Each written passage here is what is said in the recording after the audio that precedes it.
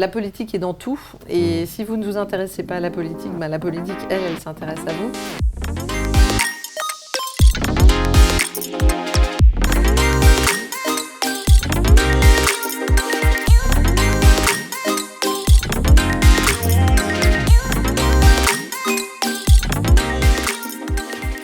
Virginie Calmel est mon invitée aujourd'hui, fondatrice de l'école Futurae qui prépare chaque année 200 étudiants au métier de demain. Virginie a un parcours professionnel impressionnant, fait de postes à haute responsabilité chez Endemol, Canal+ et bien d'autres, mais aussi en politique aux côtés d'Alain Juppé. Nous parlons organisation du temps entre famille et carrière, les évolutions du métier du web marketing et sa passion pour la création d'emplois. Bonjour Virginie. Bonjour. Alors pour commencer cet échange, j'aimerais vous faire réagir à une citation que j'ai sélectionnée pour vous. Les femmes qui demandent juste à être les égales des hommes manquent d'ambition. De Marilyn Monroe. Qu'est-ce que cela vous évoque? Tout un programme. Écoutez, moi je ne suis pas une fan de l'égalitarisme à tout prix. D'accord. Je pense que les femmes ont beaucoup d'atouts, il faut le faire valoir. Je suis moi-même une femme et je suis évidemment pour que les plafonds de verre explosent. Après, je ne suis pas non plus à pousser les femmes coûte que coûte. Je pense qu'il faut arrêter de vouloir mettre des femmes partout et que ça devienne un quota systématique. En revanche, je pense que les femmes ont démontré déjà leur capacité à faire beaucoup de choses, à se dépasser elles-mêmes et donc non seulement à pouvoir être égales, mais parfois supérieures dans certains domaines à ces messieurs. Merci pour cette réponse. Alors, on va essayer d'apprendre un peu à mieux vous connaître et une petite question. Je sais que vous avez des enfants. Oui. Si je leur demandais de vous présenter, qu'est-ce qu'ils nous diraient? Que je suis une super maman, mais un peu trop occupée peut-être. D'accord. Ça, je pense que si il me présentait, effectivement, c'est ce qu'il dirait. C'est maman, elle est super, mais en même temps, elle travaille beaucoup. Parce que j'ai une devise qui est plus je travaille, plus j'ai de la chance. J'ai eu beaucoup de chance dans ma vie, mais j'ai beaucoup travaillé. C'est ça, c'est proportionnel, quoi. Oui, je crois, c'est une jolie maxime. Bon, après, moi j'ai eu plusieurs vies. Je pense que si on devait me présenter et que mes enfants le fassent, ils diraient maman, en plus ils ont eu de la chance, mes enfants, parce que j'étais présidente du conseil de surveillance d'Euro Disney quand ils étaient en âge d'aller à Euro Disney. Maintenant, je m'occupe d'une école et dans le jeu vidéo et ils sont en âge de jouer aux jeux vidéo. Avant, j'ai dirigé Canal+, mais ils étaient encore un peu petits, mais sinon ils regardaient la télé. Donc voilà, j'ai eu plusieurs vies, vie de chef d'entreprise, diriger des grands groupes médias, donc Numéricable, Canal+, Endemol France, Endemol Monde, le conseil de surveillance d'Euro Disney. Donc on va dire que c'était ma vie entertainment. Ensuite, j'ai fait de la politique pendant 5 ans, comme bras droit d'Alain Juppé à Bordeaux, et puis engagé aussi un peu au national dans le parti qui s'appelle toujours Les Républicains. Et puis là, je suis dans ma 3e vie avec un fil conducteur qui est l'emploi, et donc à mi-chemin entre le business et l'intérêt général, c'est l'éducation. Et c'est comme ça que j'ai monté Futurae, l'école des métiers de demain dans les industries créatives. C'est génial. Et est-ce que vous avez fait le parallèle entre la croissance de vos enfants et vos activités? Il y avait un lien? Il y a eu plutôt, on va dire que c'est un heureux hasard. Voilà. D'accord. C'est un heureux hasard. C'était pas stratégique de votre part? Non, bien sûr que non. Il se trouve que je suis tombée dans l'audiovisuel alors que j'étais commissaire aux comptes, et après, j'ai fait pas mal d'années dans l'audiovisuel, et c'est vrai que l'audiovisuel, ça parle aux enfants. Euro Disney aussi, mais non, ça s'est fait dans l'autre sens, mais c'est vrai qu'ils en ont du coup bénéficié. Profitez. Alors vous avez parlé de ces différentes vies. C'est quoi votre recette de la gestion du temps parce que vous avez fait de la politique, de l'entrepreneuriat, puis il y a des moments ça a dû se chevaucher aussi. Oui, puis j'avais des boards de sociétés cotées. C'est d'être surorganisée. Ça, c'est une qualité qui peut être féminine, c'est vrai. De savoir gérer plusieurs choses en même temps et d'être très, très, très organisée. D'avoir une bonne gestion du temps, et puis surtout des choses que je ne choisis pas, une bonne énergie vitale qui fait que j'ai beaucoup d'énergie, donc j'arrive à avoir pas mal d'activités. Et puis après, un rapport peut-être à l'efficacité, c'est-à-dire pas perdre de temps. Moi, je ne bois pas de café, par exemple. Je n'ai jamais fait de pause café, vous voyez. La pause café, la fameuse pause café dans les entreprises, moi, je ne connais pas. Et il y avait un côté un peu temps très, très, très utile, jamais perdre de temps, parce que on sait que ce temps est précieux. Et parce que le temps qui me reste, j'avais envie aussi de le passer avec mes enfants. Donc, c'est une motivation suffisante pour dépoter, comme on dit, C'est vrai. Et puis après, je suis une adepte du post-it et de la to-do list. Donc, je raye tout ce que j'ai à faire et voilà, pour abattre le maximum de choses dans un minimum de temps. Ça me parle bien. Quand j'ai eu mes 2 premiers des jumeaux, des garçons, je me disais, mais comment je vais faire tout ce que j'ai à faire dans mes journées ? Et justement, j'ai arrêté quand j'ai appelé un client de parler pendant 15 minutes, et alors, et toi, et tout ça. Et en fait, je me rendais compte que j'arrivais à le faire, mais il suffisait de prioriser. Et plus j'avance, souvent quand je me dis j'ai pas le temps, en fait, je me dis non, il faut que je repriorise encore une fois. Et est-ce que ça, c'est quelque chose que vous avez appris avec le temps ? Vous avez suivi des formations, il y a eu des livres peut-être qui vous ont inspiré là-dessus, ou c'est un talent inné ?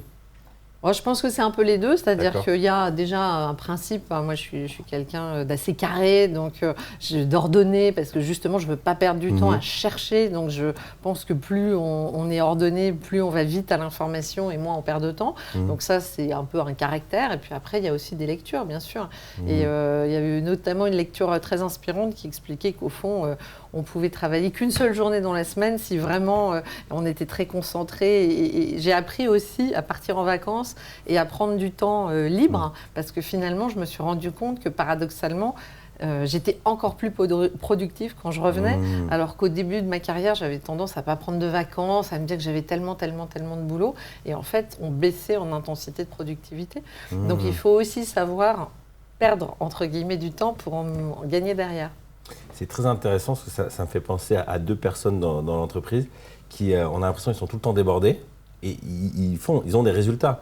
Mais ce feeling de dire, mais en fait, est-ce que tu n'es pas en train, là, de quelque chose que tu aurais fait en 30 minutes, il te prend 1 heure, 1h30, parce que mentalement, tu es tellement épuisé que tu n'arrives pas à être efficace. C'est pour ça que la prise de recul, elle est très importante, le fait d'avoir plus de distanciation, de réfléchir aussi. Parfois, c'est un peu une erreur de jeunesse. Moi, je me rappelle au démarrage de ma carrière, j'avais un agenda qui était bourré. Et puis, j'ai appris à libérer des pans entiers dans l'agenda, des demi-journées complètes. Alors malheureusement, il y avait souvent des urgences qui venaient télescoper ce que j'aurais pu consacrer à du temps de réflexion. Mais déjà, d'avoir ces soupapes, ça permettait de pouvoir caser justement ces urgences. Et puis surtout, à certains moments, de savoir prendre le temps de se poser, de réfléchir, de ne pas être sans arrêt dans l'action, un peu, je dirais, le nez dans le guidon. Ça a sa limite. On a besoin de prendre de la hauteur et de prendre de la distance, comme on a besoin de faire des breaks. Je ferai écouter votre extrait à mes 2 collègues. Alors, moi, j'ai commencé, donc je suis entrepreneur. Le monde de la politique, c'est complètement abstrait. Et je me suis jamais dit, tiens, je vais aller parler avec mon maire ou avec les élus locaux. C'est 2 mondes. Est-ce que c'est une erreur ? Est-ce qu'il y a des ponts à créer justement entre les entrepreneurs et la politique ? Je vois plusieurs amis qui disent, tiens, j'ai parlé avec le maire. Et en fait, moi, c'est étranger. Alors moi, je pense que c'est très important de créer ces ponts. D'ailleurs, à ma petite échelle à Bordeaux, quand j'étais première adjointe au maire en charge de l'économie et de l'emploi, je l'avais fait. J'avais créé ce qu'on appelait un conseil des entrepreneurs autour d'Alain Juppé, avec des entrepreneurs qui représentaient chaque grand secteur d'activité locale. Et autour de ces entrepreneurs, j'invitais un grand témoin et il y avait une discussion libre aussi avec Alain Juppé. Je pense que c'est très important parce que ces 2 mondes, vous savez, en France, on est cloisonné. C'est-à-dire il y a le monde politique, puis il y a le monde économique et en général, il n'y a pas beaucoup de passerelles. Il y a très peu de gens qui appartiennent aux 2 mondes. Bon, moi, dans mon parcours, ça m'a amusé justement d'avoir plusieurs vies. Mais en général, le monde politique est très à part et le monde économique est très à part également. Et en fait, la politique est dans tout. Et si vous ne vous intéressez pas à la politique, la politique, elle s'intéresse à vous. Donc je pense que c'est très intéressant de créer ces ponts. D'abord parce qu'il faut que ces mondes se comprennent davantage, se respectent aussi. Souvent, les chefs d'entreprise ont l'impression que les politiques sont nuls, ne comprennent rien à l'économie et à leur métier. Et à contrario, les politiques ont l'impression que les gens qui sont dans la société civile ou dans chefs d'entreprise ne comprennent pas la difficulté de l'action et de ce que c'est qu'être un élu. Donc, je pense que plus on sera dans l'hybridation et plus on créera de la valeur. Et je pense que c'est un des drames de la France, c'est de mettre les gens dans des petites cases, de travailler beaucoup en silo et de ne pas voir qu'au fond, c'est cette transversalité qui est riche Et moi, je reste convaincue qu'il faut des profils très différents, et notamment en politique, et qu'il faut des gens qui viennent de l'entreprise, des gens qui ont eu un autre métier, des gens qui apportent un autre savoir-faire, une autre vision. Voilà, d'autres compétences et puis peut-être aussi une autre tournure d'esprit très focalisée sur le résultat. Et je pense que c'est la complémentarité de l'équipe qui fait éventuellement sa force. Alors, nous, on est à Paris et à Bordeaux, plus exactement à Senon. Donc, nous, on est installés à Senon. Ce serait quoi la première étape pour nous? On a des bureaux, on a une quarantaine de salariés à Bordeaux, à Senon. Concrètement, je fais quoi? Si je veux commencer à rencontrer des gens, moi, je ne saurais pas quoi attendre, quoi dire, quoi faire. Enfin, non, mais après, si je suis pratique, on essaye d'être pratique aussi, pour les entrepreneurs. Et pour le coup, je suis entrepreneur moi également, et c'est vrai que je n'ai pas besoin du politique de ce point de vue-là pour gérer une entreprise. Quand je dis que la politique est dans tout et que c'est bien de s'y intéresser, c'est plus en tant que citoyen. Maintenant, pour votre entreprise, il n'y a pas forcément à gagner quoi que ce soit, à aller dire bonjour au maire ou à ses adjoints. Et d'ailleurs, c'est ce qui se passe sur le terrain. Vous voyez énormément d'acteurs de l'emploi, des chefs d'entreprise, des commerçants, etc., qui ne sont jamais allés vers les politiques parce qu'ils n'en ont pas besoin au sens où ils développent leur affaire très bien et sans interférence du politique. Mais est-ce que c'est une bonne chose ou au contraire ça pourrait être là je prends ma casquette de l'homme qui doit atteindre des objectifs. Est-ce que le politique peut être un facilitateur pour l'entrepreneur? Ça dépend vraiment de ce que vous faites. Quand vous êtes... moi, si je prends mon petit exemple, j'ai une école, mais j'ai voulu qu'elle soit à capitaux privés parce que je veux garder de la latitude, parce que je veux que ce soit tourné vers l'employabilité et vers le besoin des entreprises. Et donc, j'ai pas le souhait d'avoir l'interférence soit du ministère de l'Éducation nationale, soit... Voilà.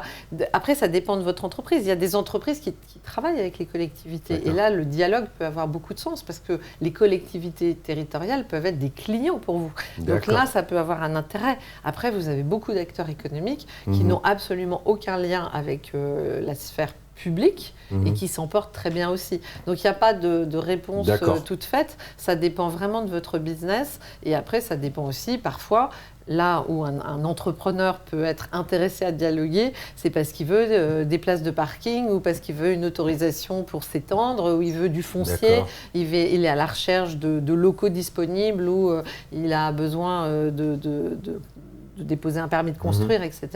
Donc là, c'est vrai que c'est mieux de connaître un peu les rouages de l'administration pour aller plus vite, là encore, être dans l'efficacité, mais c'est pas forcément nécessaire. Ouais, c'est vrai que je partage votre volonté d'être indépendant. Donc c'est pour ça que je me suis toujours dit non, j'ai pas envie d'avoir quelque chose à... Vous n'avez pas besoin. Voilà, c'est ça. Si vous n'en avez pas besoin, après il peut y avoir des volontés, une fois encore en tant que citoyen. Mais si vous n'en avez pas besoin, il n'y a pas de raison objective d'aller forcément ouvrir des portes qui ne vont pas forcément vous apporter grand-chose. Et puis une fois encore, ce qu'on a de plus cher, c'est le temps. Les journées ne font que 24 heures et on a beaucoup de choses à faire. Donc si vous n'en avez pas le besoin, pourquoi le faire ? Vous avez donc monté Futurae, une école, des métiers créatifs et du web marketing. Moi, sur la partie web marketing, je suis très curieux. Qu'est-ce qui vous a poussé à faire ça ? Je mets en contexte la question. Nous, on recrute beaucoup de gens dans le web marketing et généralement, les gens qui sortent des écoles sont à des années-lumière de la réalité que nous, on a. Et en même temps, je suis frappé par ça parce qu'aujourd'hui, le web marketing, mais quand on est bon en web marketing, on peut quasiment tout faire. On peut aider des entreprises, monter sa propre entreprise. Et généralement, c'est ça qui est frustrant. Les bons web marketeurs ont monté leur boîte.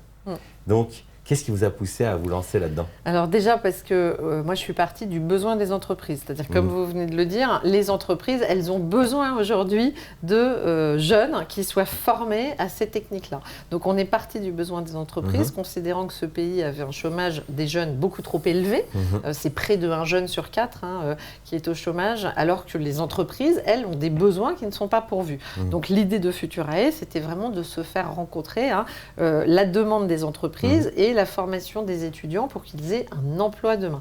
Et dans le marketing digital, le web marketing, là, on sait qu'il y a énormément de besoins. Il faut booster les chiffres d'affaires, il faut faire du SEO, SEA, il faut faire du growth hacking management. Exactement. Alors bon, quand on n'aime pas le franglais, on est embêté avec le marketing digital.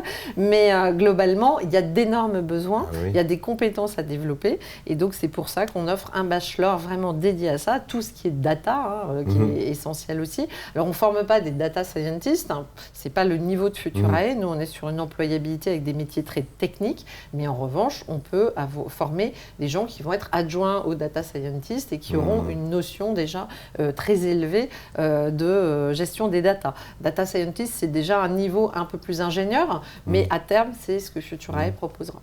Et comment faire? Parce que ce que j'ai remarqué, c'est que souvent, on apprend beaucoup de théories sur le web marketing, sauf que le web marketing d'aujourd'hui, il est très difficile. Enfin, on a besoin de tester, d'avoir configuré des pubs, d'avoir configuré des campagnes de gros hacking. Donc, c'est quoi? C'est sur des projets précis? Futurae, c'est une école qui est pas tout à fait classique, c'est-à-dire que nous, justement, il n'y a pas d'apprentissage théorique. On n'a que des professeurs qui sont en fait des professionnels de leur métier. C'est-à-dire que si je prends toujours l'exemple du marketing digital, par exemple, ou de l'influence réseaux sociaux, on va avoir quelqu'un qui vient de chez Webedia, qui gère les youtubeurs français les plus connus, qui vient dispenser des cours chez Futurae. L'objectif est vraiment d'avoir de la transmission d'un professionnel qui connaît parfaitement son métier et qui l'exerce en entreprise et qui vient donner des cours dans une école, mais donc très professionnalisante. Donc on n'est pas, Futurae n'est pas fan des cours théoriques. On est vraiment dans quelque chose de très pragmatique et ensuite, évidemment, du projet, beaucoup de projets. Donc dans ces domaines-là, ils travaillent en études de cas, en projet, ils sélectionnent un certain nombre de sujets qui leur tiennent à cœur, ils vont faire une campagne par exemple spécifique, etc.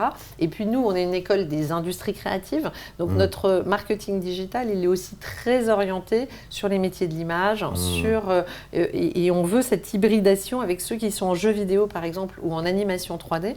Eh bien, en fait, on leur fait faire des projets transversaux de l'école, ils les choisissent, et après, il y a un peu toutes les compétences qui se mettent ensemble pour porter un projet.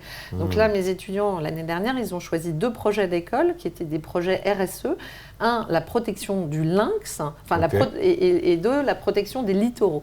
Et donc, on est vraiment sur des sujets... Vous allez dire licorne. Non, des littoraux. Et donc, ils ont vraiment fait des choix de protection de l'espace animal ou de la planète. Et c'est ça qui est passionnant, c'est que là, sur un projet comme celui-là, il va y avoir une brique de on va faire un jeu vidéo autour du lynx, etc. On va faire une campagne SEO, SEA ou ainsi de suite. Donc en fait, on est vraiment dans de l'hybridation, dans du projet, dans de la transversalité et surtout dans du pratico-pratique. Voilà. Moi, je suis très pragmatique et l'école, elle a été créée pour ça, c'est-à-dire du pragmatisme. On veut vraiment que nos étudiants ils soient employables immédiatement, qu'ils aient des certifications de compétences, donc ils cochent des cases de compétences. Voilà, ils vont maîtriser un certain nombre de logiciels, maîtriser un certain nombre de techniques. Et donc, on est assez loin du schéma classique, du diplôme et du cours théorique. C'est génial. Ça donne envie, en tout cas. Je pense qu'on sera amené à rediscuter. Alors, ce qui m'intéresse aussi, c'est que dans une des interviews, vous avez dit que vous avez eu la chance d'avoir vraiment reçu beaucoup d'amour, qui vous avait donné beaucoup de stabilité. En tant que fondatrice de l'école, ces jeunes-là, on sait que quand ils vont rentrer dans la vie, il y en a certains qui vont se lancer à leur compte, d'autres qui vont prendre des postes, et parfois, tout le monde n'a pas eu cette chance-là. Est-ce que l'école peut avoir un rôle, ou même l'entrepreneur, un rôle pour redonner cette confiance dans ces jeunes? Alors, je pense que c'est effectivement essentiel. Moi, j'ai eu la chance, effectivement, je le dis souvent, je pense que pour un enfant, recevoir de l'amour, c'est un des sujets majeurs parce que ça donne confiance en soi. Il y a un beau proverbe juif qui dit ce qu'on peut donner à un enfant, c'est des racines et des ailes. Je pense que c'est effectivement dans cette soif de transmission que j'ai, c'est aussi peut-être parce que mes parents m'ont donné ça. Et après, effectivement, tout le monde n'a pas cette chance. Et comme je veux faire de Futurae une école d'égalité des chances, eh bien, en fait, on a créé des modules qui sont obligatoires, sur lesquels les étudiants ne sont pas évalués, mais c'est ce que j'appelle la culture générale du 21e siècle. Ils doivent participer à ces modules. Et dans ces modules, il y a la cybersécu, il y a du codage, il y a du RSE, il y a des techniques de développement informatique, etc. Et il y a le savoir-être. Parce qu'au fond, c'est ça un des sujets les plus importants. Moi, j'ai fait beaucoup de recrutement dans ma carrière, dans mes postes précédents. Et parfois, on n'a pas le temps d'expliquer à un candidat pourquoi finalement on ne va pas le retenir. Et puis, on n'est pas la maman de tous les candidats. Donc, je ne pouvais pas leur expliquer que là, ils avaient commis une erreur en termes de savoir-être, d'arriver d'emblée sans dire bonjour ou en étant mal élevé ou tout simplement en étant focalisé sur les congés payés, les RTT et la mutuelle. Ça n'allait pas donner hyper envie de les embaucher, sauf qu'on ne fait pas ce débrief souvent. Et donc là, l'objectif, c'est d'expliquer à nos étudiants qu'il y a des codes et qu'il y a un minimum, alors tout en respectant leur personnalité, etc., leur spécificité, mais qu'il y a quand même des codes qu'il faut acquérir. Et que si malheureusement leur famille ne leur a pas transmis, eh bien on essaye effectivement que l'école prenne le relais en leur expliquant comment par exemple parler en public, comment se présenter, comment s'habiller, parce que parfois il y a des jeunes qui ne se rendent pas compte qu'ils vont à un entretien d'embauche pas en survêtement par exemple, et ainsi de suite, ou pas avec une casquette en arrière sur la tête. Ça peut paraître parfois évident, et pour certains ça ne l'est pas. Et donc notre devoir, c'est justement de leur expliquer et de leur donner, moi mon objectif, c'est qu'ils aient tous les atouts pour réussir. Et donc c'est trop dommage, parce qu'on a des gamins hyper compétents, hyper forts dans leur domaine, qui sont des cadors sur le jeu vidéo. Ce serait dommage de rater la dernière marche uniquement pour un problème de savoir-être. Donc le savoir-être fait partie intégrante des modules de formation qu'ils ont. C'est génial. Vous avez dit que dans une de vos interviews aussi qu'une de vos passions c'était l'emploi, de créer de l'emploi. Je me souviens d'un de mes mentors à mes débuts qui disait un des plus beaux métiers c'est de créer de l'emploi. Et en parallèle de ça, j'ai un jeune que j'ai mentoré pendant un temps et qui me disait tu sais David, la nouvelle génération, c'est ils veulent être solopreneurs, ils ne veulent pas s'embêter à recruter, ils veulent faire le tour du monde ou être à leur compte. Manager des gens, c'est vraiment très embêtant. Qu'est-ce que vous auriez envie de leur dire à cette jeune génération ? Est-ce qu'il faut qu'ils tracent leur chemin tout seuls, ou au contraire, il n'y a pas un peu de noblesse à créer de l'emploi ? Alors là, vous me prenez par les sentiments. Effectivement, moi, le fil rouge de mon engagement, c'est l'emploi. Que je l'ai fait en tant que chef d'entreprise, je l'ai fait aussi dans des actions caritatives. Pendant 10 ans, j'étais dans une association qui s'appelle ARES, qui lutte pour l'insertion des gens un peu au bout du rouleau. Donc c'était en parallèle de mes activités. Je l'ai fait à Bordeaux, c'était mon mandat économie et emploi. Je le fais aujourd'hui en tant qu'entrepreneur. Donc l'emploi, c'est un peu mon fil directeur. Donc forcément, je vais défendre les gens qui créent de l'emploi, mais au-delà de ça, je vais vous dire, je pense qu'il y a une vraie noblesse, comme vous le dites, puisque c'est le mot que vous avez utilisé, je le trouve très pertinent, dans la transmission. C'est pour ça que je fais de l'éducation aujourd'hui, et puis je pense que c'est vraiment très intéressant. Mais il y a une satisfaction personnelle incroyable de voir les gens grandir.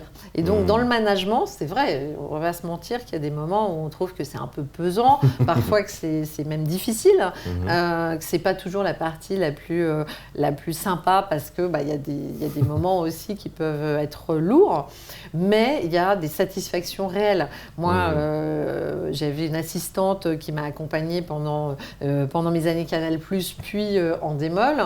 Et en fait, elle a volé, chez Endemol, elle est devenue responsable des ressources humaines, etc. Et donc, elle est passée d'assistante de la présidente à responsable des ressources humaines. Et encore après, elle a fait une formation complémentaire pour encore voler de ses propres ailes et faire autre chose.